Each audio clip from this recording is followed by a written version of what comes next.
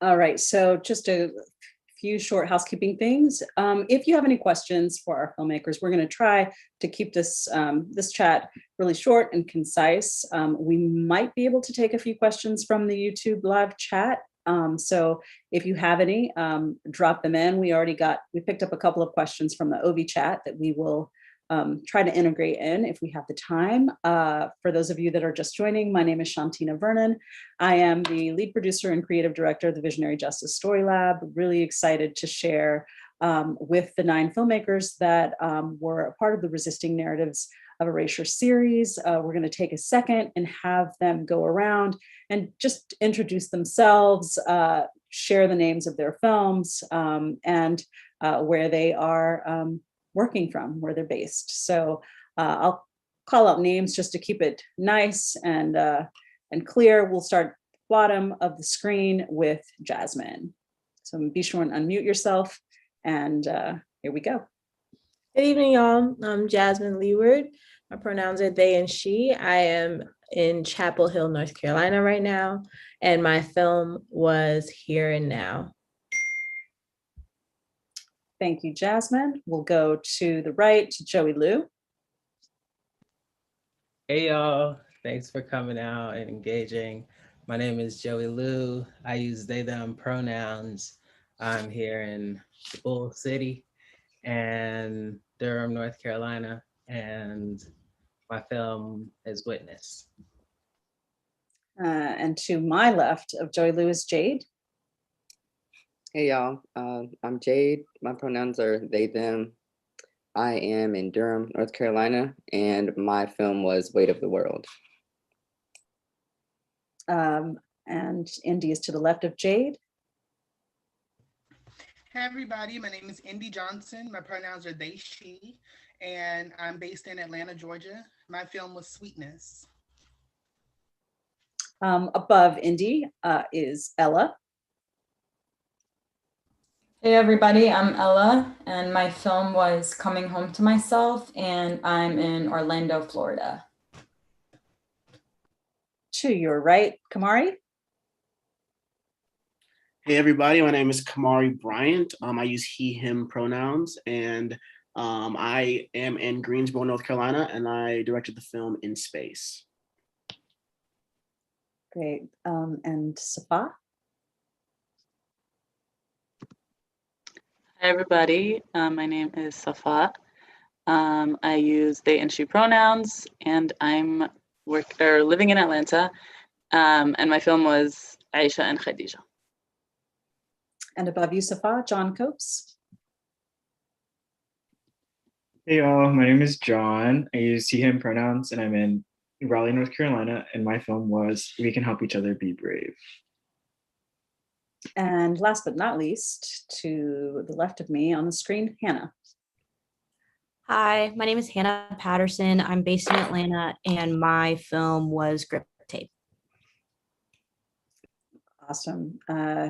So, you know, I want to begin with this question about what about the theme of resisting narratives of erasure really resonated with you. And I feel like this is an important question, especially given now, those of you who are watching, I know many of you are aware of the event with the killing of the eight people here in Atlanta, was that yesterday?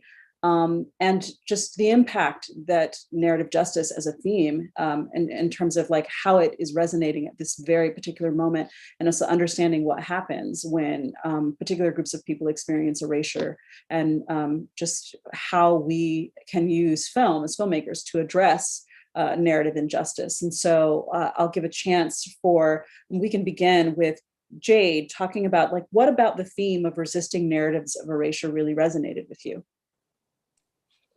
Yeah, so when I was thinking about what I was going to do my film on, the erasure of people who are housing insecure, and what all is a part of that, what all goes into that. And in Durham at the beginning of January, there was a carbon monoxide leak in this public housing And it just like, it amplified what was wrong with public housing. And so finding a connection to my sister and her housing insecurity, I wanted to just kind of take a step back and kind of uplift that narrative of single Black women, single Black femmes, single Black caretakers who are just, I like the quote said at the end, they're historically have not been a part of the conversation. So I wanted to take this as an opportunity to kind of bring that up. One of the things that people have commented on about the approach to your film, Jade, is that we never see the face of the subject. How did you arrive at that decision? Yeah, so I'm a photojournalist, and every day that I do take photographs, I am thinking about how is this person going to feel good when they see this, and because it's about something negative. And I wanted my sister to, if I was going to make something about her and her life, I didn't want to show her in that time of her life. And yeah, I try to take that with kind of everything, whether I'm like out in the streets taking photographs, like thinking about putting myself in the shoes of that person. I wouldn't want myself to be exposed in that way. Yeah, so many organizations could learn a lot about what it means to not be exploitative in the sharing and telling of people's stories. Thank you for your work. It was really, really, really powerful. Jasmine, what about the theme of resisting narratives of erasure really resonated with you?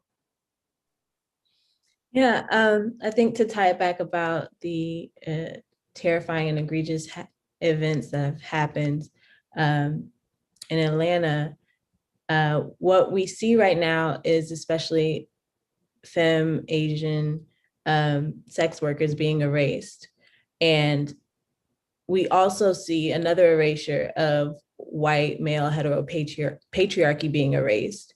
And I think when we see these dominant headlines and when they're actually influencing the way we see the world, both of those erasures do two things. It empowers white dominance by erasing it as the actual problem, and it disempowers the most vulnerable, and doesn't give us opportunities to really ask ourselves the right questions as to how we got here. And so I think that's really what drew me in my film Here and Now. I made sure to not, while I am prioritizing my own non-erasure and my own visibility, it was important to me to also include and make hyper visible what we see as normalized but is extremely violent. And I think that is why a lot of people felt fear for me in that space. But honestly, in that space, I really didn't feel much different than I do walking around the world every day, because I feel like that violence is there, and it incorporates my joy as a resistance to that. Yes. By refusing to really live a life of fear because of the violent realities that we live with. So I think that's what drew me, especially in this moment where we have hypervisibility. I feel a strong responsibility to do a service to make sure that this moment means something as far as I can for myself. Yeah, really, really, really powerful work. And you speak now of this moment of hypervisibility. When you were shooting your footage, did you also feel hyper visible then, or was it that your kind of invisibility in that space is sort of what helped you to be able to navigate it with a certain amount of safety? Or, was it a little bit of both? Just curious. Yeah, I think it was a little bit of both. I was there with a mentor who's a photojournalist that has spent years in documenting wars. And yeah, I think they really had a point to prove, and they were it's Southern, very cautious. Oh, sorry for being in your way. Like, these are very publicly polite people because they have a point to prove of being nonviolent in front of cameras, and to make some other actor, the violent one. But yeah, I think when I'm behind the camera, when I'm filming, I often feel invisible to the people around me. I do film a lot of verite, but I've also been toggling with actually inserting myself. So I try to hold both at the same time, especially when I'm creating the work.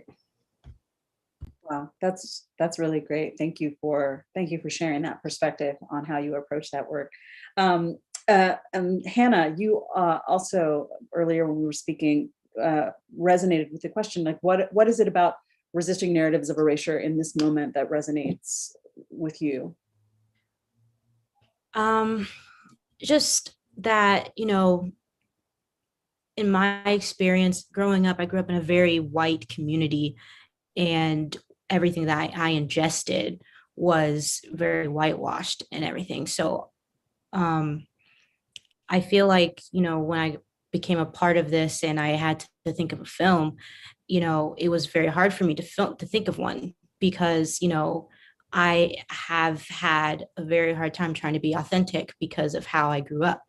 You know, what is a story that is authentic to me? What is a story that, what is a story that I can tell that doesn't seem like, you know, that isn't caping towards or what is a story that I can tell that is going to be authentic? And during the pandemic, I had just started skating again. And I realized that it was a very lonely time trying to skate, going to skate parks, very white dominated, very, very male dominated. And, you know, even the Black guys that I saw there, it was very lonely trying to skate because, you know, the guys expected me to be at a certain level. And I wasn't at that level because I just had come back from like a 10-year hiatus. And they're like, oh, not worth my time. So it was very lonely. And I had joined a girl group of skaters, and that was what really uplifted me to continue skating because it was very different, very different experience than I had with the guys. And part of how Grip Tape came about was, you know, us sharing our experiences and really just validating how we feel and the ways in which we feel, I don't know, not stigmatized, but just intimidated when we are trying to learn something new, especially in this white male dominated world. So this theme definitely made me have to think deep and dig deep. And I'm really glad that I was able to come up with an authentic story. Yeah, it's really awesome to watch too. Love Grip Tape. You know, for all of you, some of you really, you know, that your approach to the films you made this time was a departure from the way that you maybe normally worked. And so I'm curious to hear from several of you, like, what is something that you tried or experimented with for this film that maybe you hadn't, you know, attempted or tried before?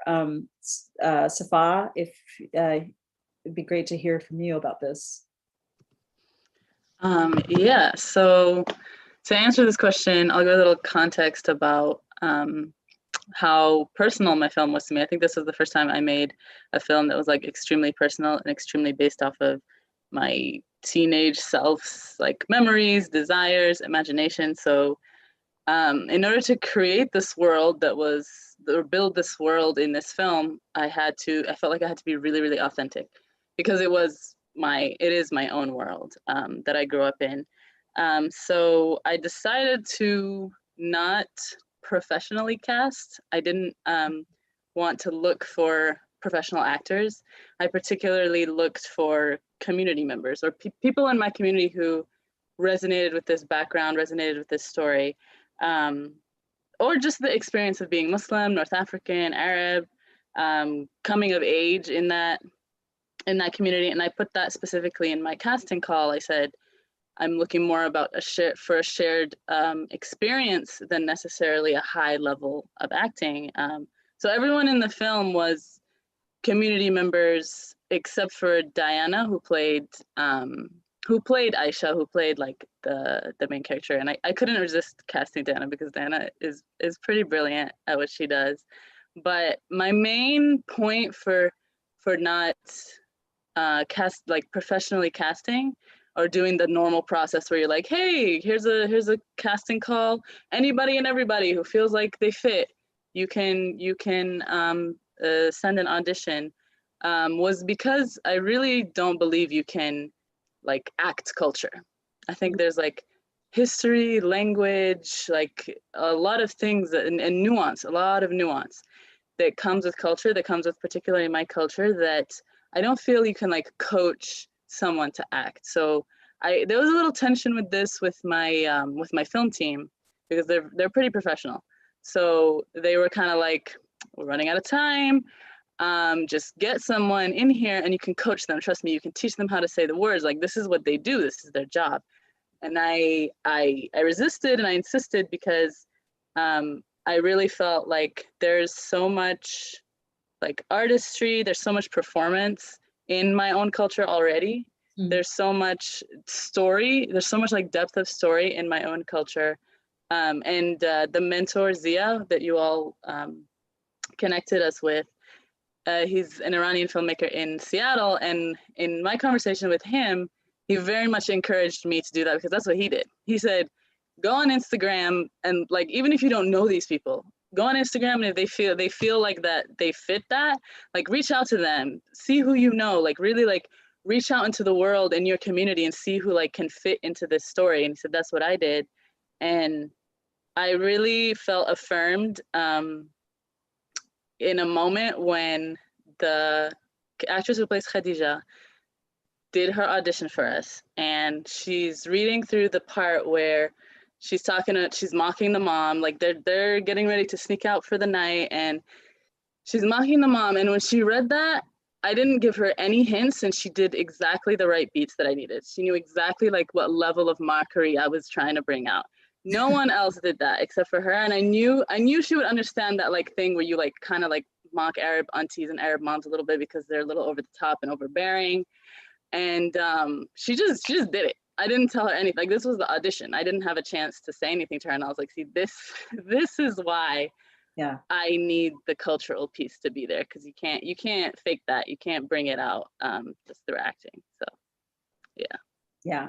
Well, it's really wonderful. So many people have asked, or at least in the chat, we're like, so now this is a series, right? Like, what happens with these two? So really, really great work, and really thrilled that we were able to have you be a part of it, part of the series. I'd like to pivot that question to Joey Liu with Witness.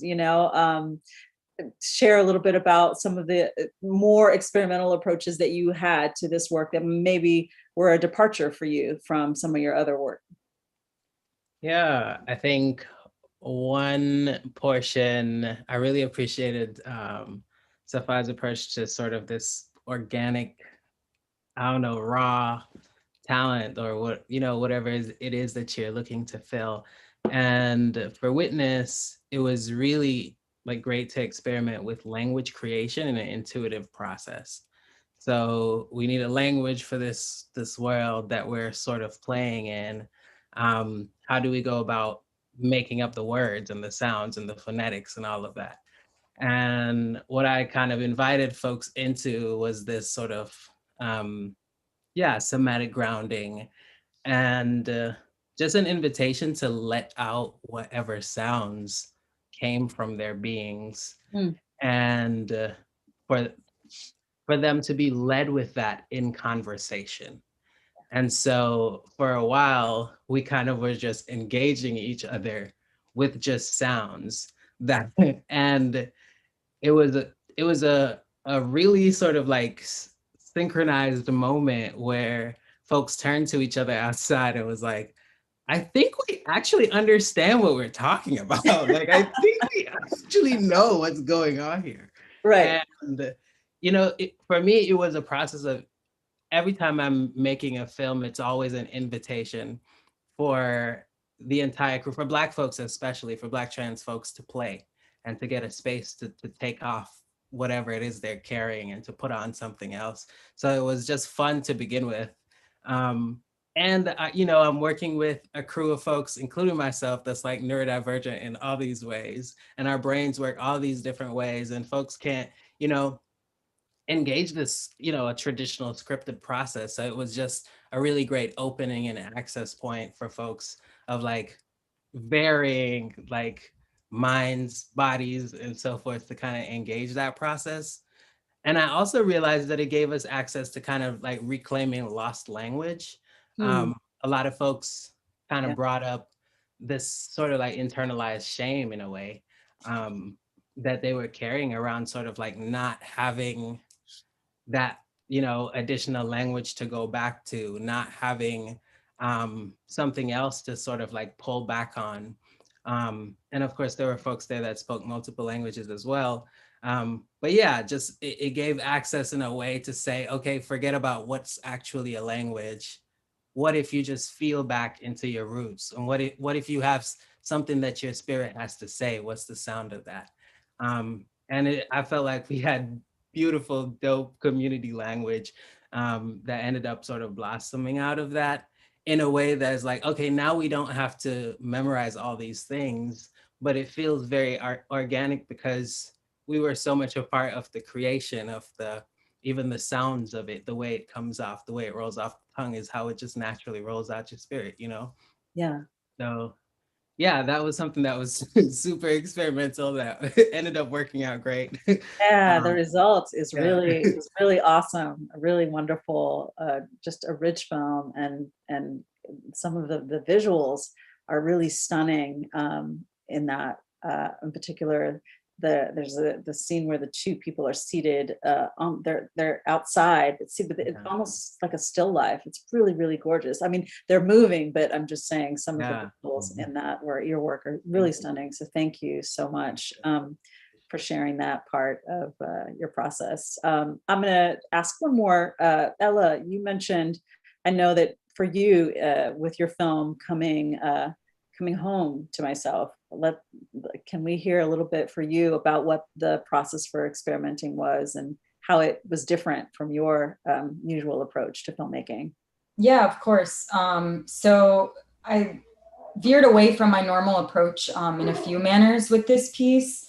In one way, it was the way I worked with, and I hate using the word subject because it's not a subject, it's a human being in front of my camera. And I worked very closely with Bianca, was her name. And we wrote it together. We had like so many in-depth conversations about her experience being a bisexual Afro-Latina, and being bisexual and Latina myself.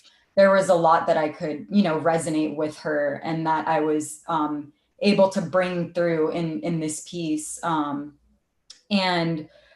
So in that regard, you know, working very closely with her was the first time I had really like worked so closely with the individual I was filming, and that they had like, you know, took a part in the writing.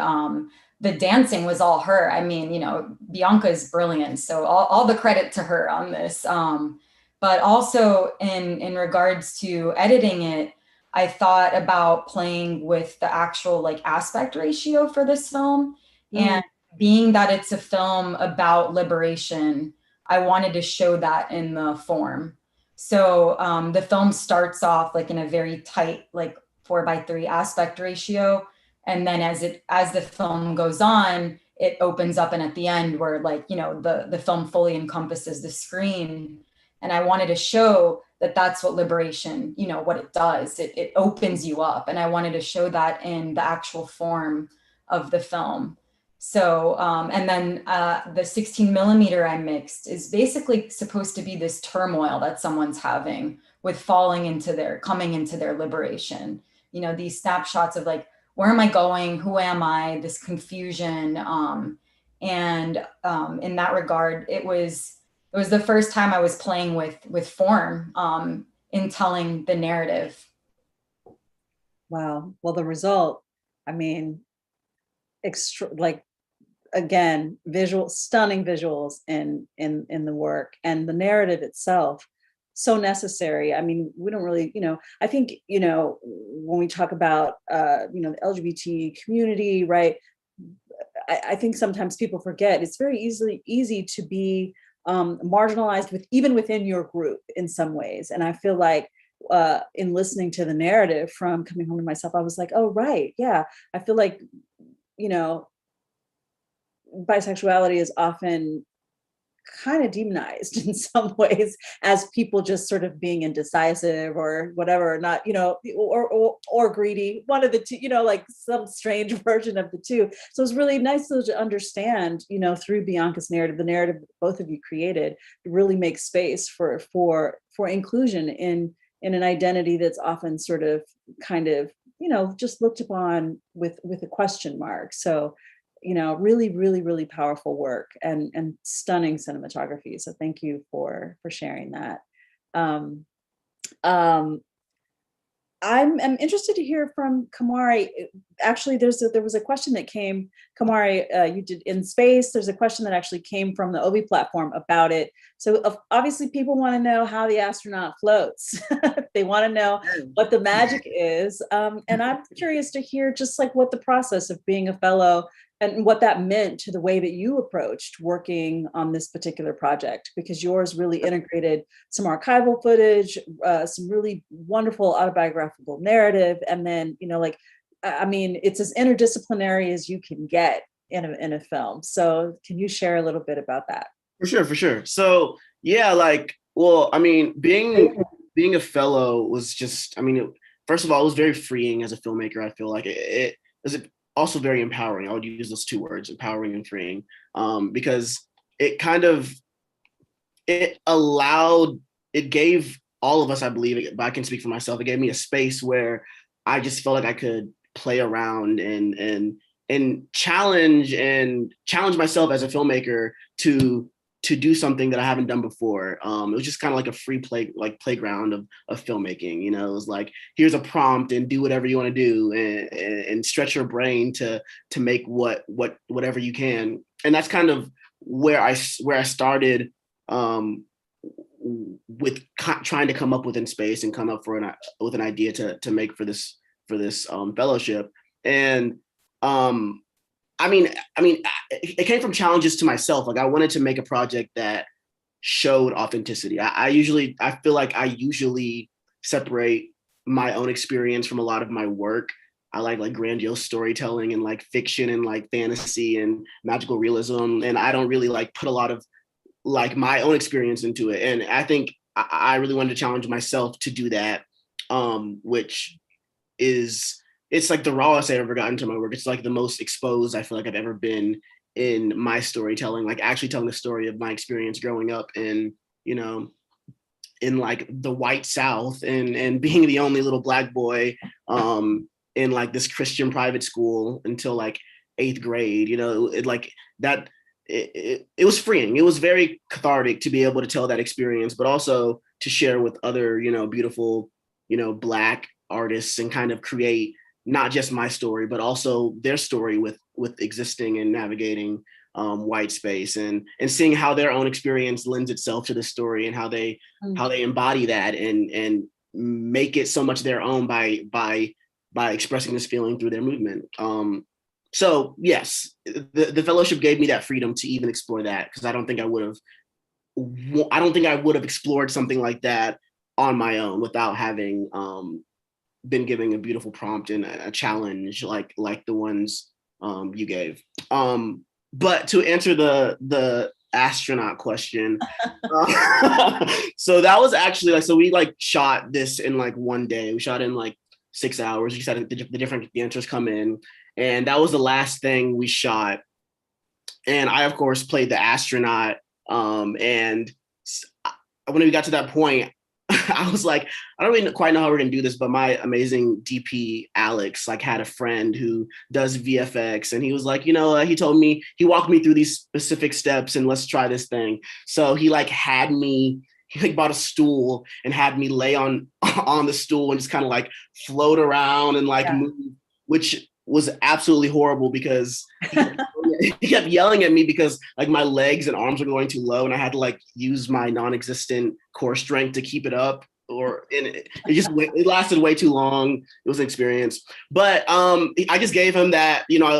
Alex sent that stock footage to his friend that does VFX, and he just beautifully made that happen. I don't know. Oh my gosh, it went. Yeah. It's so awesome. And yeah, just that whole piece, really, really, really beautiful work. And just watching the dancers, the joy in their bodies, right? And just sort of the contrast of like creating this space where you're really talking about the challenge of being a Black bodies in white space, right? But then just sort of like the way that their bodies embody the shake off, the freedom. It's so beautiful. And I mean, I don't know if you remember in the first screening, and probably today for a couple folks, just like a really moving moment when a lot of people feel very moved by it, because I think, you know, obviously we navigate just in these bodies, lots of challenges, lots of trauma on an ongoing basis, micro, macro aggressions, all the things.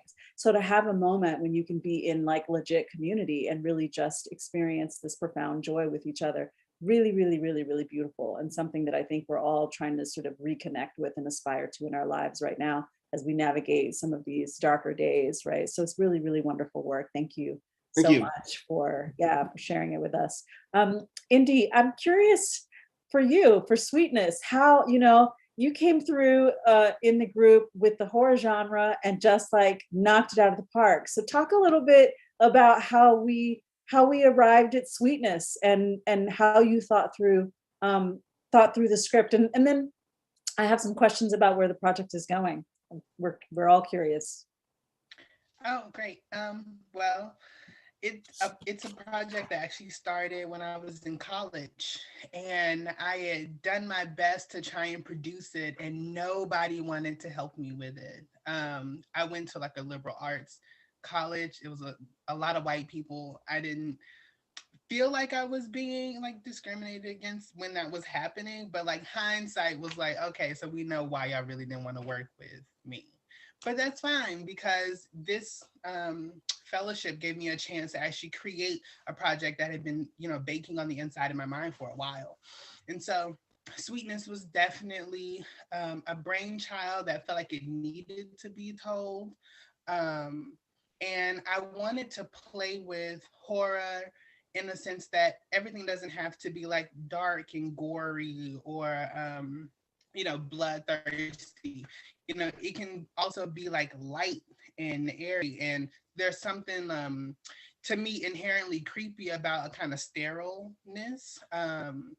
When I was modeling what I wanted the first couple of shots to look like in the kitchen, I definitely was using like the Stepford Wives as an inspiration. Is like that very kind of clean and everything looks perfect and it's all like really in shape, but there's something inherently off about it. And you can feel that. And so Sweetness was the story that really follows this Black trans woman as she kind of gets an awakening for herself, that she finds herself in a relationship with somebody who may not be good for her. And I feel like it is definitely coming at a time where many, many, many trans women are being murdered at the hands of men who claim to love us. And I want to like bring awareness more to that beyond like Facebook posts and obituaries, because there's another side to that coin, right? The flip side that says, well, I will not be silenced, right? And I will not be murder. I will not be taken down without a fight. And I wanted to show that in my film. Like the feeling of horror actually comes from experiencing moments where you have to fend for everything that belongs to you. And that is really what I'm trying to show with Sweet, right? Is that like trans women are loved, right? Trans women do find themselves in romantic relationships, and trans women often get abused in a lot of romantic relationships. Not every, there are people who are waking up, who are realizing their anti-Blackness, their transphobia, their homophobia, and learning to check themselves, but it's not happening frequently enough, and it's not happening fast enough. Because every time I look up, there's still another article about a trans woman who has been taken away, who's been murdered. And so I definitely want people to think about it for themselves. Like there's a quote that's like, oh, nobody knows a trans person, or like most people don't know a trans person, right? So we go back to the idea of one, that's not accurate. A lot of people know trans people. If you don't, then either you're probably the trans person, or there's somebody who's just nervous to come out to you, like to be able to be comfortable enough to tell you, you know, this is who I am. But also to remind trans people who have embraced themselves and do live out in open, and those who don't, that we are not disposable, right? And that, you know, our lives are just as important as anybody else's life. And that taking up your own defense is inherently important, like being able to defend yourself, like being able to discern for yourself who is meant for you and who is not for you, who is there to harm you, what abuse looks like, what those things feel like, and how you can navigate it. So this fellowship's definitely like helped push this story further along. And then you also asked about what's next. I'm gonna make it into a feature. It's about to go down. It's definitely a movie that has a lot of to it, and it definitely has a lot of pieces that a lot of themes that cycle in and throughout it, but it begs to be a feature. It begs to be a full-length thing that people can actually experience for themselves. Because it goes back to what Kamari was saying, like it is a very cathartic moment many times making films, because I have to live out certain experiences through that. If people want to follow Sweetness and find out more about it, can you just tell us really quickly what the handle for the film, or the website where they can just find out more about it? Yes, you can go to @SweetnessTheFilm on Instagram, and it's also that on Facebook. And if you're on Twitter, it's called Film Sweetness. Great. Twitter just wouldn't let me use the same one across the board, so I had to just switch to all good. Well, thank you, Indy, and you know we're going to be watching and rooting certainly for the success of this project all the way through.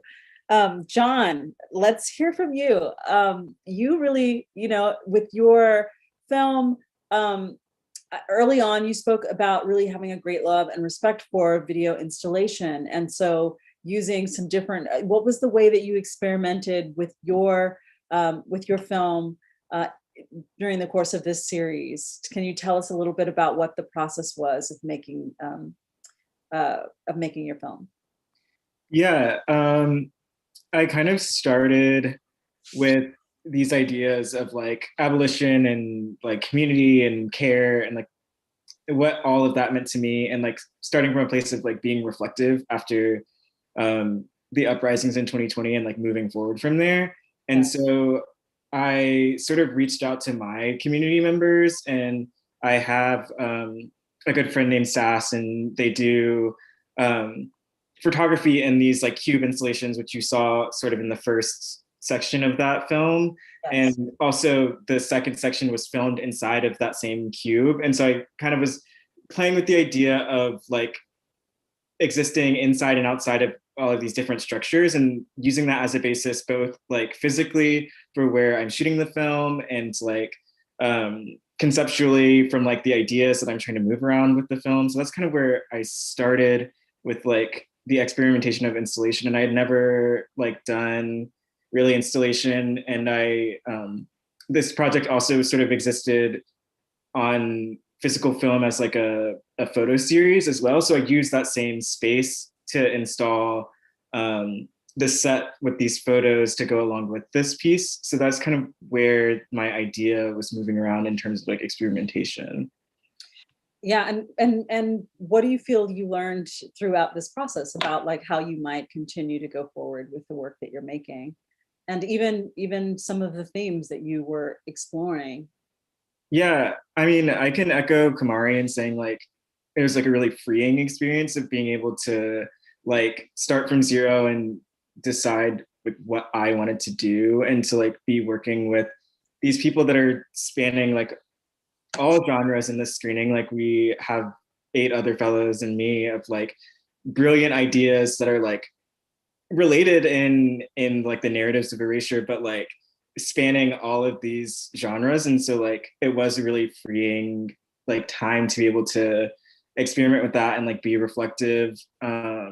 Like my work is always going to be about my experience and about the experience of my community. That's really important to me. And my audience is always going to be that same community, and like the community of like Black and Indigenous people of color and queer people, like that is my audience. So from here forward, I think my work is always going to be about abolition. Like I am an abolitionist myself, and like I believe in the abolition of police and prisons and the state and like all of these things. And so like that's always going to stay with my work, whether it's as reflective as this piece is, or like a more conceptual version of installation. It won't always be film. I don't necessarily think that I will stick to film, but just, I don't know, playing around with my experience and like my audience and connecting with that is like where my work is always going to start and end. Awesome. It's really, really, really incredible work. And we're glad that we were able to have it as part of the series. I think we're at a really good place. I'm going to ask just, when you think about, we started early on talking about just what is happening in culture at this moment, why it's important for us to think about narrative justice and what it means to resist narratives of erasure in the work that we make. I'm just, and this can be anyone who can answer. What is it that you really hope lands with folks in just viewing a series like this, and in a moment in culture like this? Anyone, you can just unmic yourself and answer. It'd be great to hear from a couple of you on this. What do you really hope lands with people in this moment? I'd like to say something. Yes. So narratives literally shape the world. Like people watch television, watch movies, read the news, get, news feed on their social media, and that is all narrative. It is the way a story is told. There are always flip sides to a coin. There are always double-edged swords. And there's always a part that we've seen history-wise that has been left out repeatedly. And that is usually around Black and brown people, Indigenous people, trans people, queer people, LGBT people of color. Like that is the part of the narrative that often is just completely erased out of the history books, completely left out of the conversation in the boardroom, and it happens every single day. And so we can understand that when we see something, that it is only a part. Even the stories that we've told today is only a part of much bigger narratives that exist. But we need to be able to see as many of those parts as we can as humans, to absorb as many parts of those, because it gives us a better idea, a better visual, a better picture about where we are in the world, how we relate to ourselves, how we relate to people other than ourselves, and also just how to love, yourself and then others around you, because the narratives help shape your opinions and your perception about what is actually going on in the world. Yes. So I feel like we need to really take that nugget. Yes, and it is quite the nugget. Thank you. Yes. Would anyone else like to share?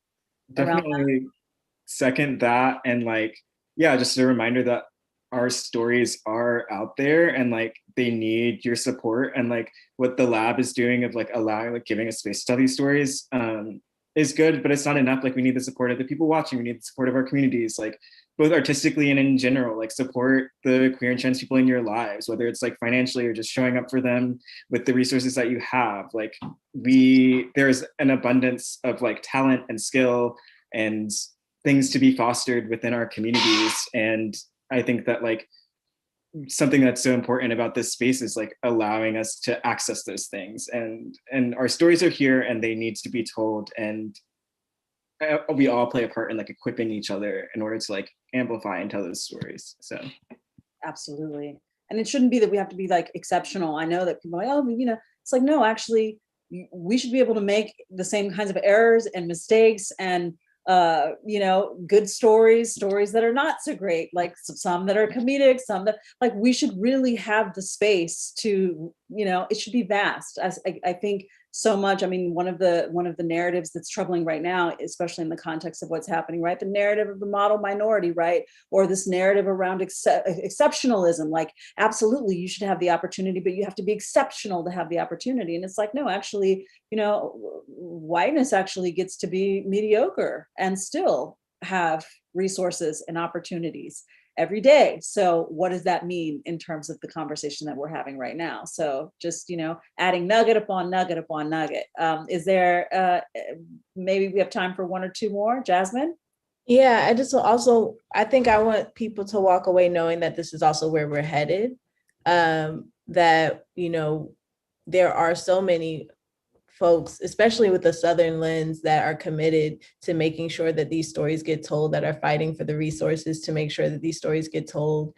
And while we have been left out in history so often, I do have hope that even just being in community with y'all, that the future is going to be different, and that my kids will have tons of queer movies to watch that are across the board, and that really define this moment, and then just create examples and possibilities for whoever comes next.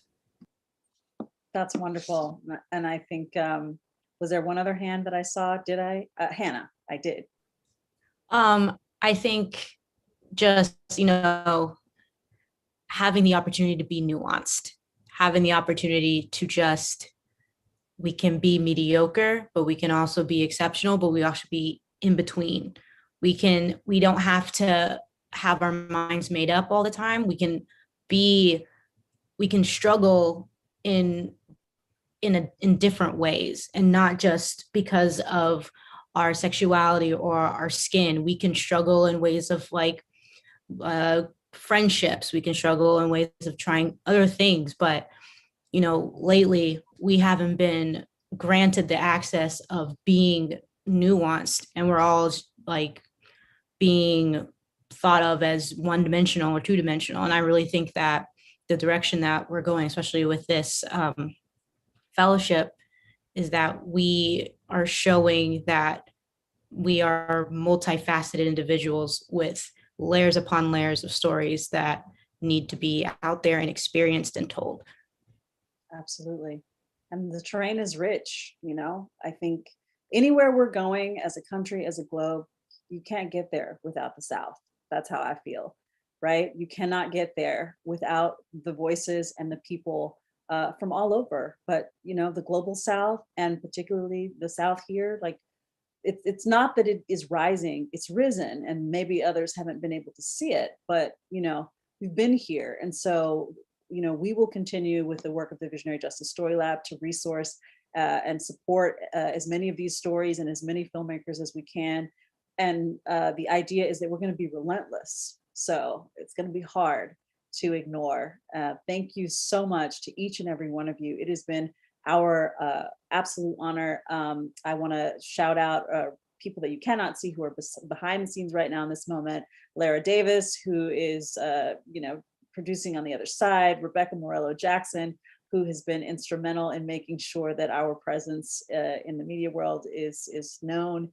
And absolutely to each and every one of you for your commitment and your hard work throughout this series. Thank you so much. We will continue to follow and support your work. And we ask that everybody who has been able to view the screenings through the OB platform, that you continue to volunteer and support this work and to stay abreast of what is happening with these filmmakers.